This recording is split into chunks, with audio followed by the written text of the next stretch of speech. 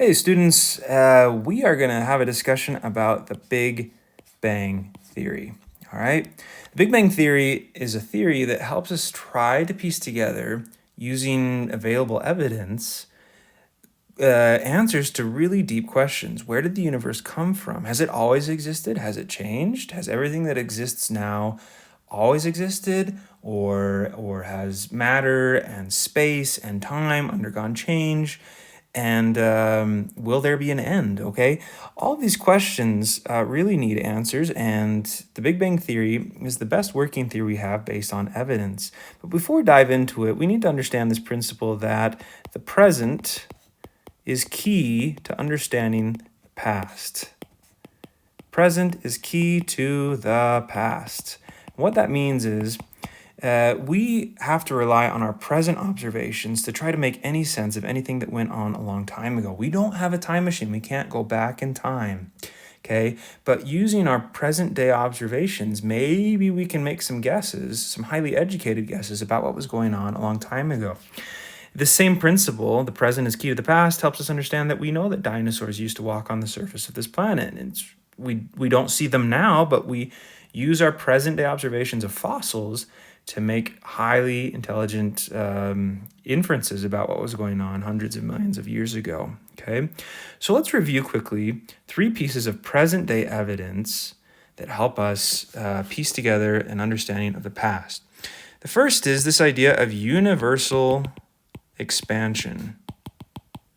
How do we know this? Recall that astronomers such as Edwin Hubble and others made detailed observations of galaxies very, very far away, well beyond the Milky Way galaxy. And what they observed is that those galaxies are moving away from planet Earth. How did they make that observation? They realized that the light from those galaxies is slightly shifted to the red end of the visible light spectrum.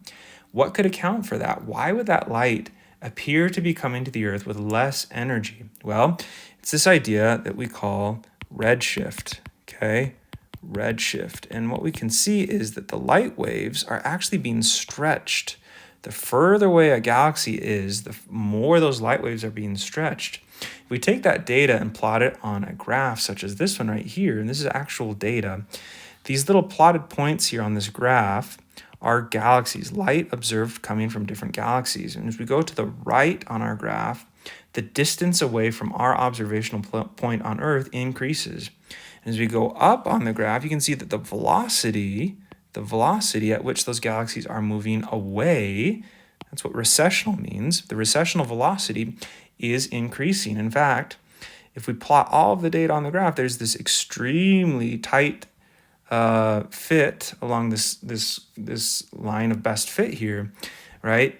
Of these galaxies, that the further away they are, the faster they're moving away from planet Earth and our observations in the Milky Way galaxy. So that's observation number 1.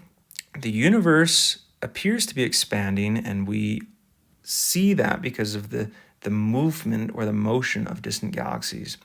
Observation number 2, remember that we looked at the matter, the elements that make up the universe, and we found that over 98% of all observed matter in the universe is actually hydrogen and helium gas, okay?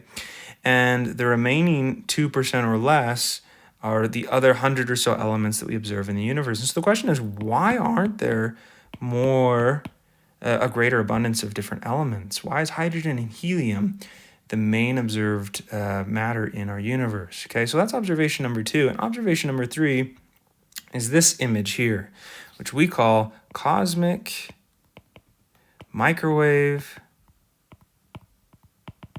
background radiation, which I often like to just abbreviate as CMBR. Okay, and to try to understand this image, I've got another one here.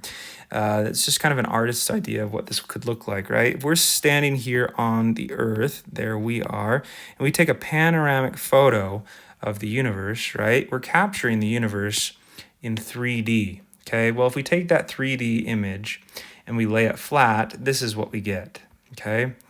And what are we seeing here? All of this represents light from the microwave portion of the electromagnetic spectrum. Okay, the differences in color represent a few microdegrees difference in temperature of that light. Okay, microdegree, that's like millionths of a degree, so it's very small, very subtle differences in temperatures. So that's why we see different color patterns here between the reds and the yellows, greens, and blues.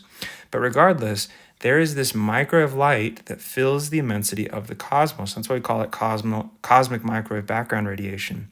Where did that come from? And why is it relatively uniformly spread throughout the entire universe? It's not coming from stars. It's not coming from galaxies. So where did it all come from? Well, if we piece together these three bits of evidence, this idea that the universe is expanding, that most of the matter in the universe is hydrogen and helium, and that we have this mysterious cosmic microwave background radiation light filling the universe, we start to see the seeds of this Big Bang theory taking root, okay?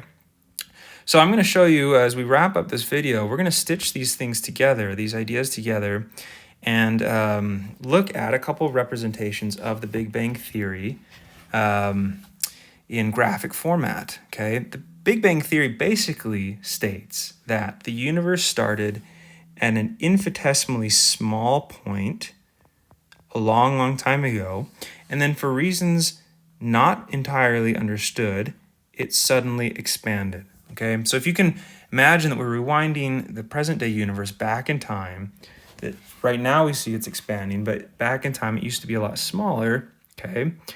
And we cram all of that into a very small point, okay? We can imagine that it would have been very dense, very hot. Matter wouldn't have appeared as it does today.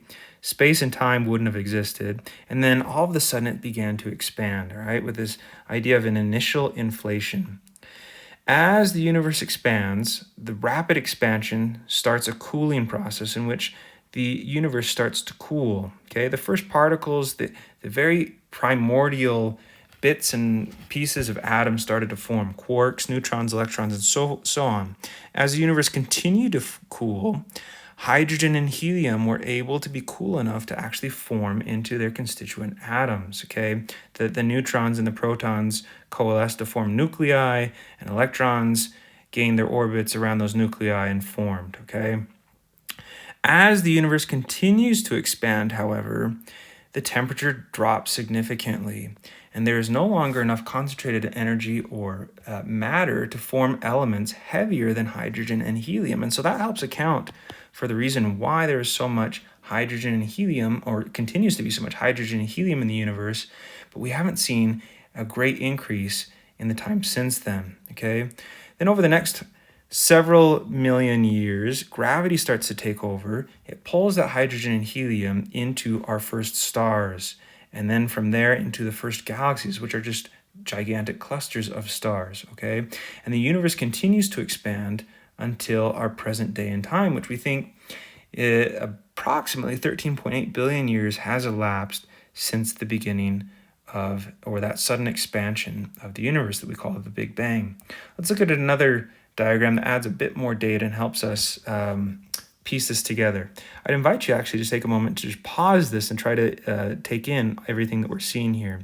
We're tracking time, we're tracking the temperature, the concentrated temperature, and the concentrated energy of the universe. And notice that as time goes by, both the concentrated temperature and the concentrated energy decreases.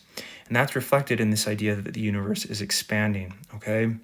We can see that quickly the universe evolved from a time that was not very well understood at the Big Bang to a time where the fundamentals of atoms and their subatomic particles take shape. The atoms coalesce into nuclei, and then we get the actual atoms, the formation of the atoms. Gravity starts to pull those together, and then we get stars and galaxies and so on and so forth, right? And so the idea that we have such a high concentration of hydrogen and helium is born from this early, very hot expansion of the universe. And the cosmic microwave background radiation, as we can see, is a leftover remnant of that sudden expansion. And we can continue, or we still detect that today as the universe continues to expand, okay? So, as we're wrapping this up, I want you to realize that there are still several questions that the Big Bang Theory doesn't answer, right? One of the chief questions is what existed, if anything, before the Big Bang? Was time even a thing? Was matter even a thing? And if so, what caused the Big Bang? What caused the universe to expand? And what continues to cause the universe to expand? Okay. So, those are some of the basic tenets of the Big Bang Theory. Hope that's been helpful in demystifying some of these ideas.